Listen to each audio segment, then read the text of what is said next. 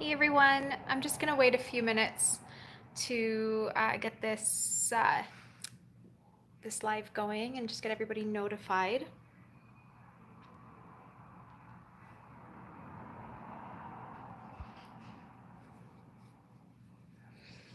All right.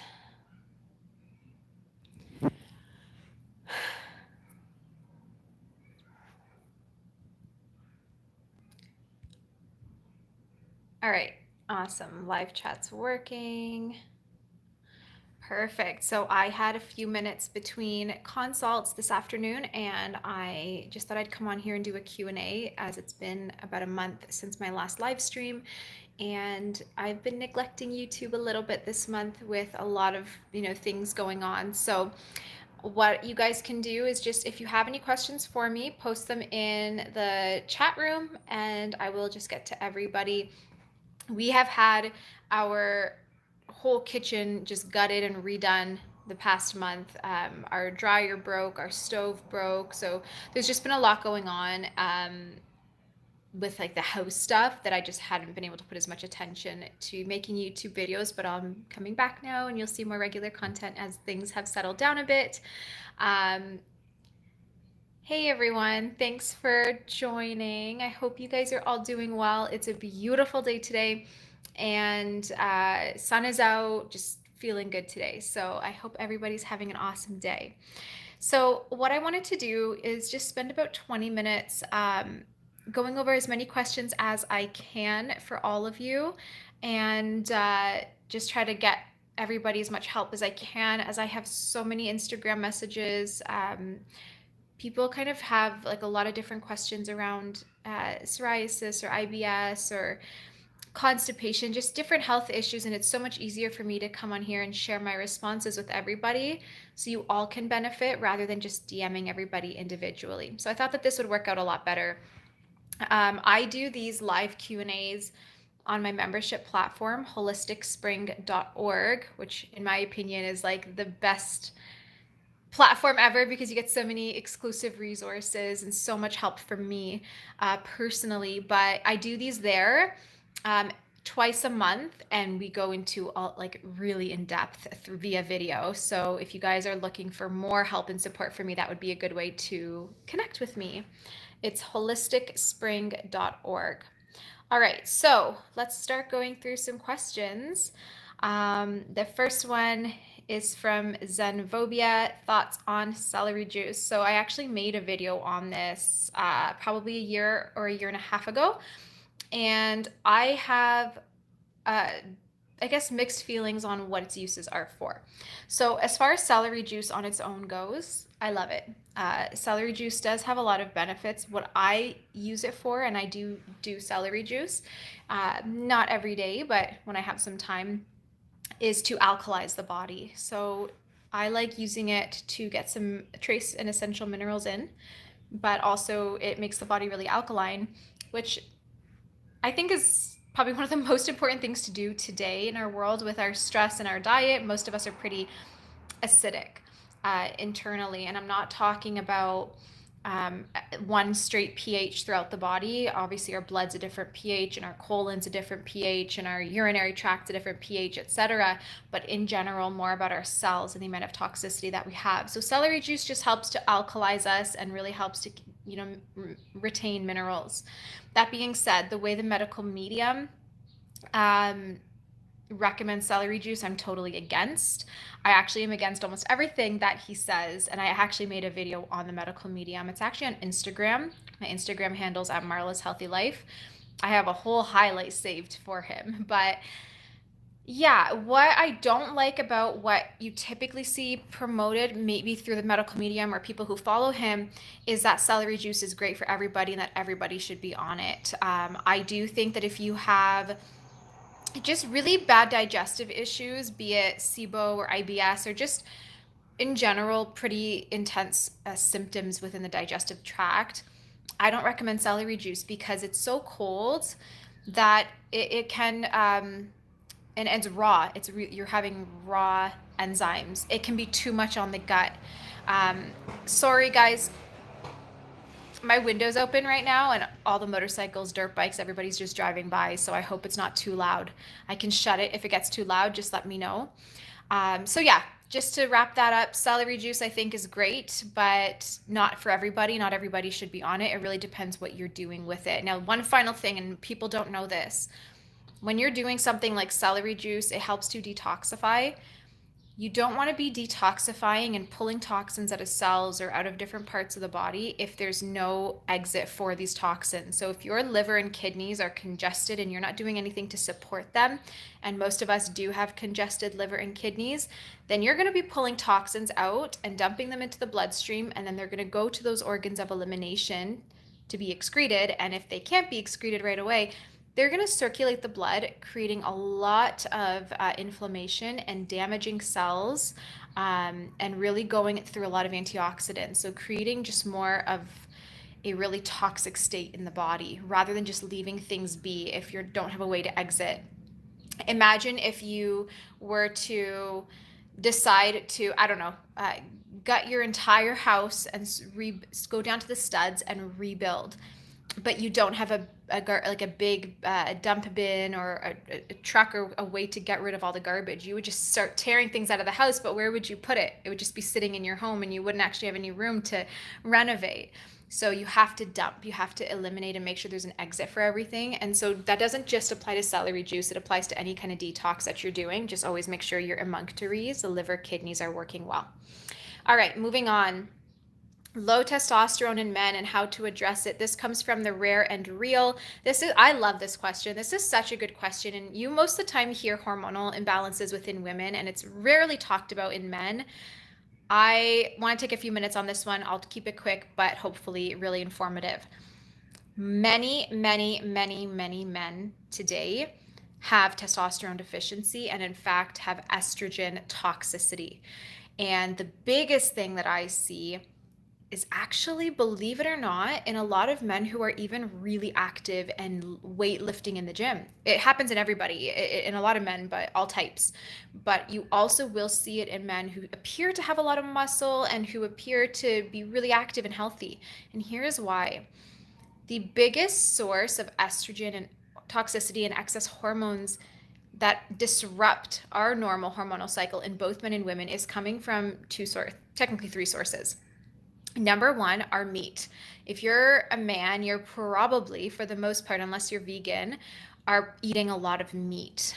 Especially if you're bodybuilding, you're going to be having a lot of meat. And meat is pumped up with hormones, especially beef, which tends to be men's favorite, steaks and things. Meat is so pumped up with female hormones like estrogen to fatten the cow and make them produce more milk, make them have more meat so that they can be, unfortunately, slaughtered younger and get a bigger yield, so more money. Unless you are eating grass-fed, pasture-raised, hormone antibiotic-free meat, which most people don't do, you are getting a lot of toxic hormones through meat and dairy products. So that's the number one source, and this will accumulate, and the more toxicity you have hormone-wise, the less your body's able to produce the right kind of hormone, and this can start to create estrogen toxicity and testosterone deficiency. And you might notice that you're putting on weight, especially around the abdomen. You might start developing things like man boobs, or you might notice that you're losing a lot of hair or having a hard time building muscle, and the list goes on. Another area that a lot of toxicity will come from is plastic. So if you're drinking from plastic bottles, or you're heating up food in a Tupperware container, any really plastic from any source, you can even plastic wrappers, plastic wraps, etc. You're getting a lot of xenoestrogens and endocrine disrupting agents within the body. So again, your hormonal system is not able to produce enough of the androgens. Your adrenals can't produce enough androgens to keep up with what your body actually needs, because it's being inhibited and disrupted by endocrine disruptors. So a lot of times men need a lot of adrenal support to really help them start building up more androgens, which then will convert to testosterone. The third thing that I think is both an issue for men and women, but men in this case, would be water. If the water that you're drinking is not filtered, and I'm not talking about bottled water, because most bottled water is tap water and is not actually filtered properly.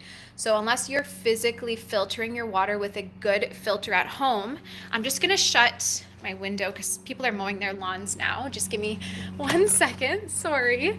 But unless you're actually filtering your water at home and making sure that what you're actually filtering is clear, like what filter you're using is clearing out BPAs, birth control from the water, because it's been tested several times, and because so many people are put on birth control, so many women, it is in the water in quite high levels.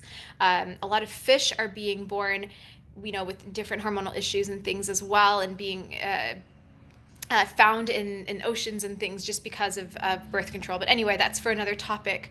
But there's also plastics and so many different chemicals that will also affect your hormones. So it is so important. Here, I'm just going to straighten this out. It is so important to filter your water. I highly recommend Berkey. Not sponsored ever by that company. I just love them because they do filter literally everything you can think of and more. I would highly recommend completely removing plastic from your life, be it plastic bottles, Tupperware containers, and whatever else you're using, and switch to glass, and start, instead of purchasing bottled water, start buying water, but just get a filter at home that you can filter it with. The third thing is either switching to a grass-fed hormone-free meat or greatly limiting meat consumption, just for the fact that it does contain a lot of hormones. So those are 3 things I would suggest. Now, if you already have low testosterone, it's been confirmed, what I would say to start doing to exercise, because weightlifting does increase testosterone. That being said, like I said earlier, you can be weightlifting a lot, but if you're eating a ton of meat to bulk up, then you're kind of adding a lot of estrogen to the body, and you can be susceptible to things like prostate cancer, testicular cancer, and other estrogen-based cancers in men. So anyway, weightlifting can really help boost your testosterone. I would highly suggest doing a liver detox, which will help facilitate the excretion of excess estrogen, and also suggest supporting your adrenals, which will help your body produce more androgens, and then again, therefore, you can continue into creating those into testosterone. So that's what I would be suggesting. As far as like a full protocol goes and things, I can't recommend like specific supplements. It depends on the person.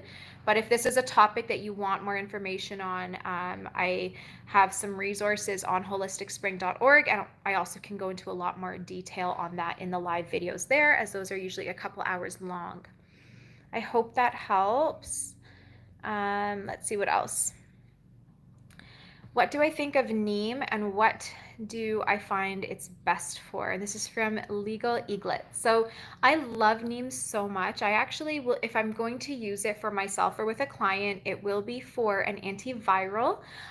It doesn't target every type of virus, but I find that it's great for when you're getting sick, if you're trying to kind of keep cold and flu viruses at bay. I find it's so powerful. It also does work on a couple different types of pathogens in the gut as well. So if you are doing like a pathogen cleanse, a Candida cleanse, some type of gut cleanse, it can be very beneficial to supplement with neem. So that's typically what I use it for. That being said, I don't use neem as often. I do have other preferences that I use in my practice and with my family. For example, olive leaf, I'm a massive fan of. I also love like black seed oil. So I have other preferences, but neem is great. And again, if I were to use it for me personally, it would be for antiviral purposes. All right. Celestial Nightshade, I love that name. Assuming one has all of the basic nutrients covered, what would you say is the best supplement for a boost of energy every day? So if it really depends on the person. If you are currently feeling like really fatigued, really depleted, it would completely change what I would suggest, because then I would say we got to get to the root cause of your fatigue. Things like that. But if you're just feeling pretty good overall and you're like, I just want to have a little extra energy, just for fun, then I would actually suggest a matcha. Matcha lattes or matcha tea or green tea is actually really great for viruses, for the immune system, for skin, for everything, because it has a compound called EGCG in it. And it has a lot of antioxidants. It's alkaline, and it's got a little bit of caffeine to give you that boost. If you're looking for something caffeine free to just give you a little bit of energy, I would probably go with something like, there's two different types. There's like a Panax ginseng. I like ginseng because I find that besides energy, it helps improve circulation. It can be a great immune support as well. Some people do find that they get a little jittery on it. If it's too much, it can be overstimulating. So maybe start with half dose and go from there. But there's also a red ginseng, which can work really well. So ginseng would be my next thing. I would say you can take it in capsule form or powder form, but that would be a good go-to if you're not going to do matcha. But again, if you actually have low energy, fatigue, things like that, you want to do cellular cleansing and really support the adrenals, the thyroid, and really find the root of why your energy is so low. So it would depend on that. Legal Eaglet says best holistic remedies for allergies. So if you're talking about seasonal allergies, I actually just posted to holisticspring.org membership platform it was like over an hour long slideshow webinar going over my favorite homeopathics and which ones are best for which type of allergies that you have, whether it is like runny nose or if it's like burning eyes or teary eyes or if you're feeling hot or whatever. So I would definitely say homeopathics are my go-to, and you can definitely check out that video to get a good insight into what you could take to help support your allergies during allergy season. But that being said, as far as just allergies go in general, there's a reason why you're having them. If you're having seasonal allergies, even if you've had it your whole life, it is a histamine issue and it is an imbalance within the immune system. So I would say get on a full protocol that works on, first of all, draining toxicity from the body so that you have less triggers for the immune system, then rebuilding your mucous membranes, like your sinuses and things, so that you can have a better IgA secretion of antibodies. And then the third thing would be to really reduce your histamine in general. So cleaning up the gut and things like that. You absolutely can reverse seasonal allergies, and you can get to a point where you can go outside and not have problems, but you have to get to the root cause of it. And typically, again, there's toxicity, immune imbalance, usually gut imbalance as well. So you want to just kind of balance all of that out. But if you have seasonal allergies right now and you're like, I need things to help stop them now, definitely check out my homeopathic webinar. It is amazing, and it depends on like the exact profile of your symptoms. I give you a remedy to choose that will help clear symptoms up pretty quickly, homeopathically.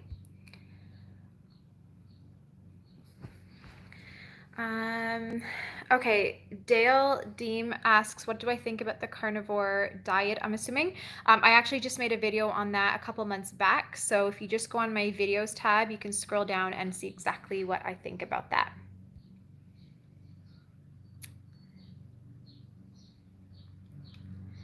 Okay, Paula27, any tips on treating scalp eczema and alopecia? So yeah, this is something, I've made a lot of videos on these topics about skin conditions. So I would say definitely go through my channel. There's so many to watch, lots and lots of resources to go through. But the biggest thing is you have to get to the root cause of it, which is toxicity. Again, it's the root of everything. You want to rebalance the body. You will not get results clearing your eczema or your alopecia and get into remission without going through full protocols. It's just unfortunately that simple, because there's a lot of different things that have to be corrected. So for example, liver and kidney drainage, you got to clean out the emunctories, decongest the body so that toxins actually have an exit rather than just building up in the body because there's nowhere to go.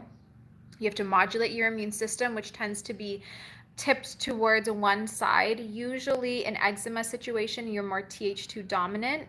I also have videos on YouTube talking about that if you're not sure what that is. And Th2 dominance will create tissue destruction. So it'll destroy hair follicles, or it'll destroy skin cells and things like that, causing the different symptoms. So you're going to want to do that. And then you also have to go to the gut. You have to say, well, what's triggering my immune system in the first place? We know toxins is one of them. And number two is a lot of histamine being produced from within the gut, coming from bad bacteria. So that's an absolute must if you're working on skin issues or any autoimmune. Then you got to look at nutrient deficiencies as well. A lot of times there's B vitamin deficiencies, certain minerals and trace element deficiencies, antioxidant deficiencies, etc. Even amino acid deficiencies like N-acetylcysteine or glutathione. And then on top of that, if there's a hormonal component to it, so if your hormones are a little out of balance, be it the thyroid or adrenals or estrogen and testosterone, you have to address that too. And until you get everything rebalanced in the body, you're going to have recurring symptoms. So you would have to go through a protocol with some type of practitioner to get to the root of your issues. As soon as you have autoimmune, it takes a lot longer and more effort to reverse and kind of stop that inflammatory loop that your body is stuck in. So I would definitely say start off with the videos that I have on my channel, and then that should give you enough insight, kind of like the direction you need to go in. And then from there, if you do choose to work with a practitioner, find one that you think you will work best with, and then tell them, these are my concerns and I want to address the root of it, and then go from there.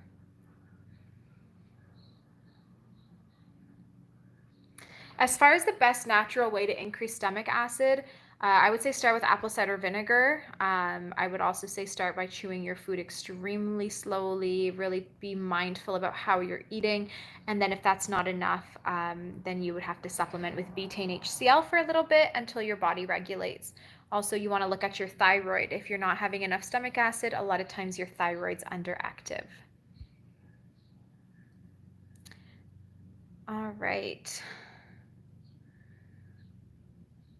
Bex A says, I'm sensitive to supplements. What's a gentle way to detox the liver? 1,000% homeopathics. There's no side effects. They're guaranteed to be safe, gentle. They work so incredibly well, and they will get the job done. And to me, it's the only way to go. When I do protocols with my clients, it's always homeopathics first for drainage. Then down the line, we'll slowly start introducing herbs, which are better tolerated at that point. But yeah, I would definitely say homeopathics. As far as naturally cleansing, depending on like how toxic the liver is and what your condition is, sometimes there's not enough you can do just with food to gently cleanse, and you would need to go to supplements like homeopathics. But a good way to start is to remove first. So say you're wanting to cleanse the liver and you're nervous to bring supplements in because you're sensitive to them. Start by removing things that can cause liver strain. So fruit, too much fat, processed foods, sugary or starchy foods. Just start removing things from the diet first to make the body less sensitive over time by having inflammation lowered. Then start introducing more superfoods, things like maca green tea. Sorry, maca, voice cracked there. Green tea, lots of like lemon, apple cider vinegar, those kinds of things. And then as far as food goes, typically like beets, grapefruit, just all organic. Dandelion greens are fantastic, or like broccoli rabe. Anything really bitter or really dark green, as long as it's organic, can help to gently support the liver. And then of course cruciferous vegetables, so your broccoli, cauliflower, Brussels sprouts, kale, those are a great way to help support phase 3 detoxification of the liver. But again, this is super, super gentle, so you're going to support your liver a little bit. But if you have like an autoimmune, or you have a type of condition that does need reversing, this probably will not be enough on its own, just diet. But start with those recommendations. Drink a lot of water because you need to flush. And another thing you can do is sunflower lecithin, and you can add in flax and or chia seeds and or psyllium husk, as those really help to support the liver excretion. So those would be my suggestions.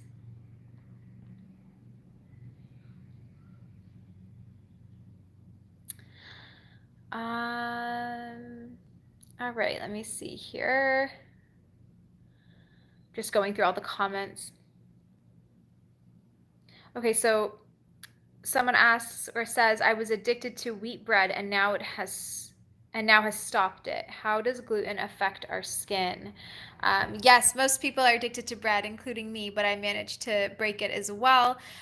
It affects our skin. For most people, there is a good amount of IgG reaction. So because wheat is in everything, and unless you're buying for your whole life organic, sprouted, non-GMO wheat, which most of us aren't, especially in our childhood, you're getting GMO wheat that's heavily sprayed with glyphosate or Roundup or something similar. And it creates a lot of toxicity and damages our cells.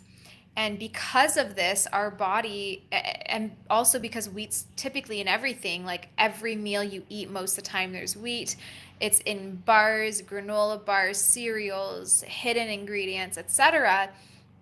Our body's exposed to it constantly and the toxicity that comes with it. And as it starts to damage our cells and elevate our inflammation, our body starts to create antibodies towards it. So most people have some degree of antibody production towards wheat. It might be so mild that it doesn't even show up on a test, but nevertheless, it's there. So that would be one way, is your body's reacting to it. So every time you eat it, inflammation's elevated from the antibody production.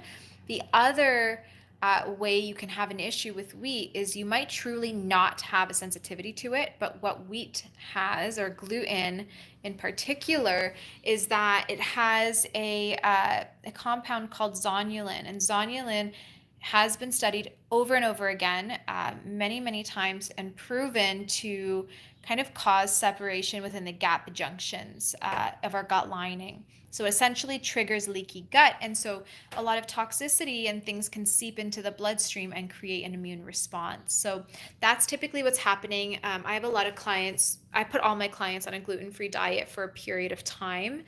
And they're always like, oh, but I'm not sensitive to it. I feel okay when I eat it. And I'm like, it doesn't matter. It's not about having a sensitivity to it. It's just about the fact that it creates leaky gut. And so it's something that you want to either greatly reduce and minimize or cut out altogether for a period of time, so that you can give your body a break from that inflammatory reaction.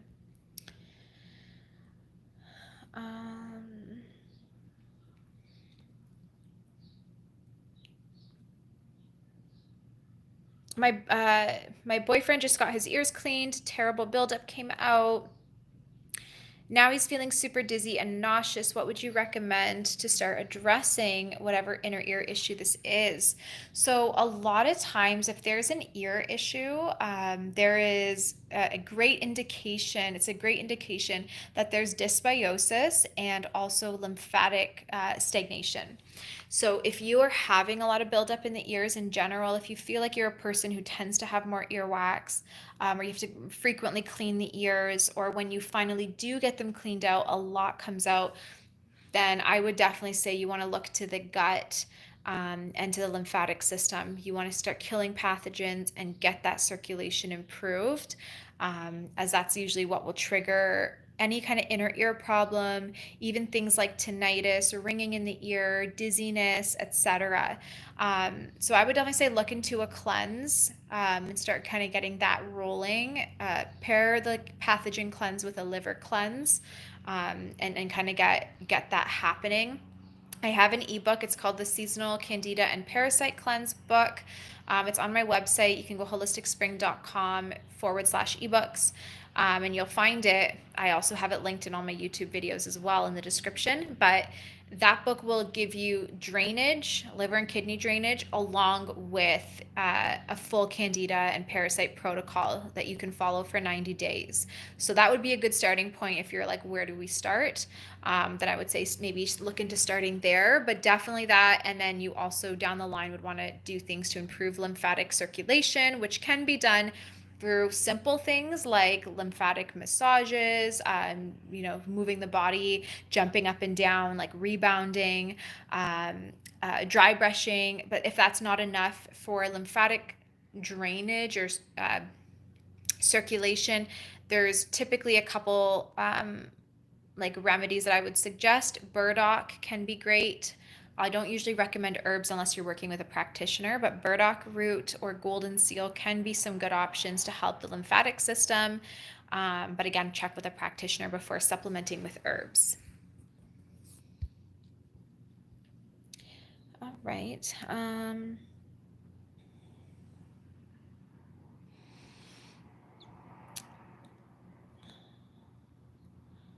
Just going through comments so I can find the next one.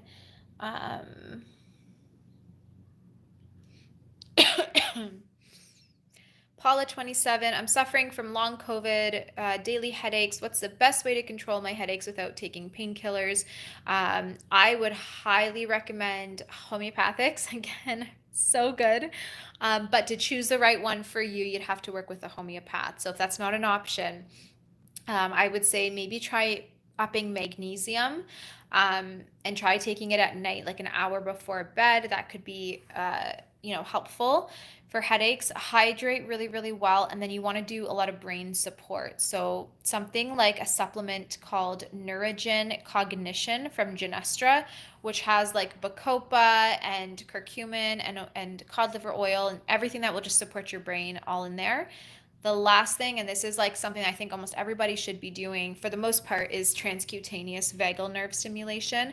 Again, I have an incredible post, more than one, on holisticspring.org talking about how powerful it is for COVID, for beating the long haul symptoms.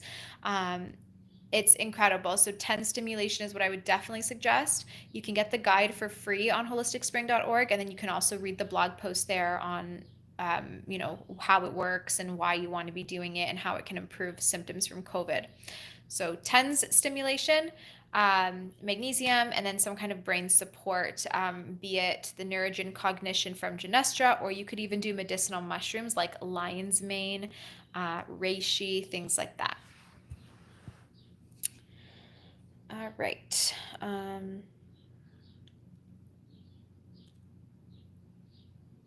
MT asks, if I have both Candida and SIBO, which should I prioritize first? You do that all at the same time. So if you have dysbiosis, it doesn't matter what pathogens you have, it doesn't matter where they are in the gut, be it the small intestine or large or other parts of the body. Pathogens are pathogens. Doesn't matter where they are, they need to be wiped out. So you take antipathogenics, antifungals, antibacterial supplements to address everything in the body that doesn't belong. So it's all done at the same time. And you should get results all at the same time as well. So yeah, you don't need to work on different parts of the body. As long as you're doing the right phases at the right time, you're good to go. Okay. Celestial Nightshade says, is there a cleanse protocol for us to buy on Holistic Spring? Do we need to be a member? I want to start at the beginning of detoxing. So I have two ways you can go. You can either go to my website, holisticspring.com, or go through my YouTube videos and you can find all these links in the description boxes. And I have seasonal Candida cleanses there, which you can follow. And then right after that, I have my leaky gut program, which you can do once the pathogens are cleaned out from the gut. So that's one way to start. Another option is on my membership platform, which is a little different. So that is on holisticspring.org rather than com. And on there, it's a little different because what I have there are just, first of all, there are a lot of protocols. I have drainage protocols on there for the liver and kidneys. I have Candida cleanses and all kinds of things there. But on top of that, you're getting a ton of resources, videos. I have a live chat. We do live Zoom calls every month. Tons and tons and tons of stuff. And there's forums where you can post your questions and get really long, in-depth answers from me. So all of that is on holisticspring.org. Or if you're just looking for a quick cleanse to start now, then you can go to holisticspring.com. Go to my ebooks and you can find them there. All right.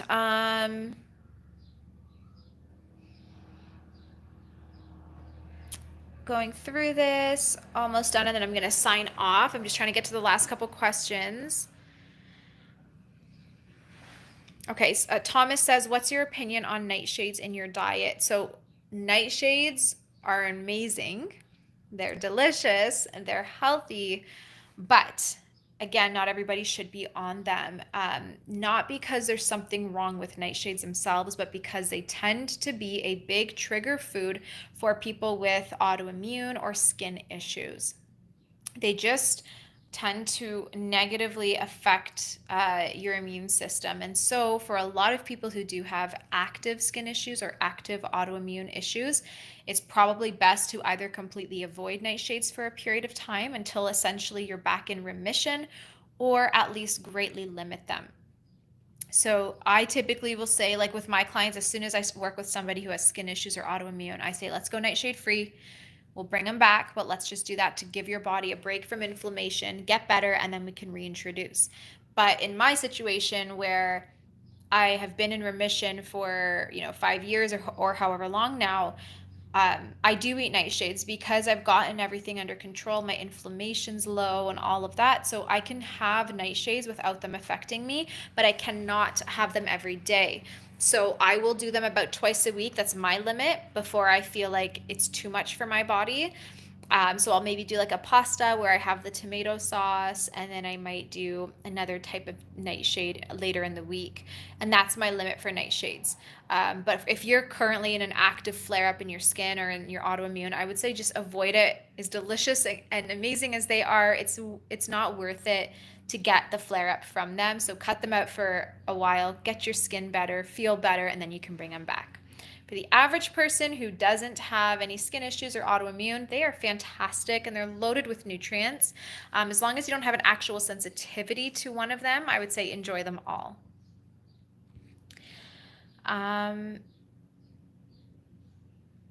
William Long says, how much do you charge? I want to become a client. So if you are interested in my services, you can go to my website, holisticspring.com, and you can find all my pricing, what's included in my consults, and all of that information.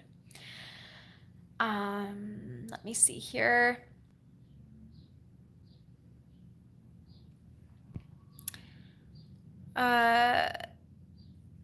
Okay, so last one I'm going to answer. It says, having terrible eczema and angular cheilitis and very darkened lips.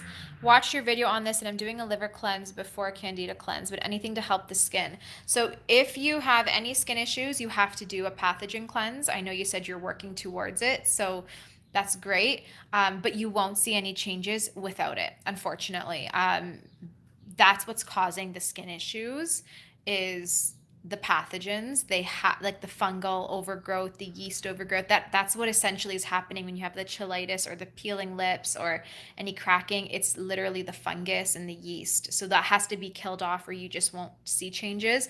And you have to be on the cleanse long enough to really wipe out what's there. And then, of course, replenish nutrient deficiencies and things like that. So the liver cleanse is great. Start there, but you'll should really start to see changes during your Candida or pathogen cleanse, or after it's completed. But again, you have to just kind of make sure you're doing everything right. Carry the liver and kidney drainage through the pathogen cleanse as well. So don't stop and then switch. Keep going with drainage as long as you're detoxing from pathogens.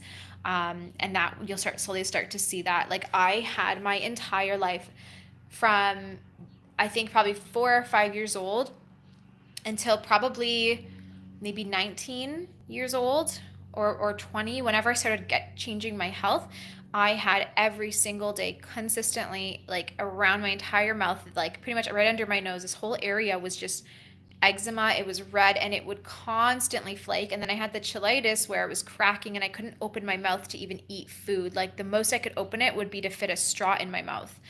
Without opening it, if I had to open my mouth wider to eat food, it would crack and bleed. So I totally get the frustration and the pain. People would look at me. I couldn't wear lipstick or makeup. It was the worst time, and it was my entire life like that.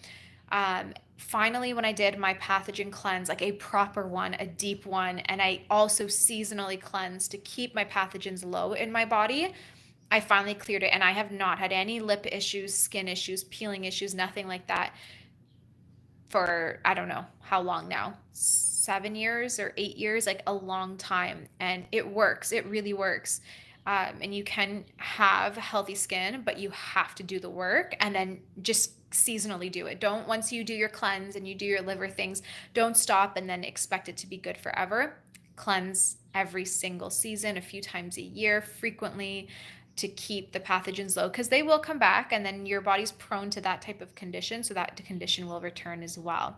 Also remember that the longer you've had it, the longer it will take to see results. All right, I think that was everything, guys. Yes, everybody, thank you so much for joining. If I did miss any of your questions, I'm sorry. Sometimes as I'm reading them, like new ones would pop in and then I'd miss a couple. But if you guys have any other questions, you can always comment them down below, and I do try to get back to as many of you as I can. I will be saving this video, so comment on the actual video once it's posted and I'll try to get back to you.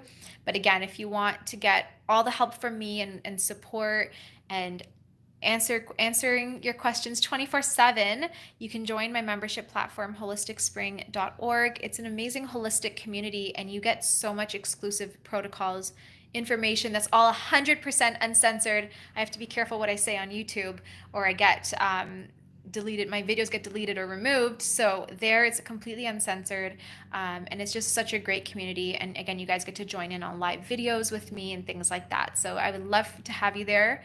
But thank you so much for joining today. I will hopefully see you guys a little more often here on YouTube this coming month as things get a little less crazy for me. If you guys ever have video recommendations, you can also comment them in the comments of my videos or message me through Instagram. I do see everybody's comments. I just don't always have a chance to respond.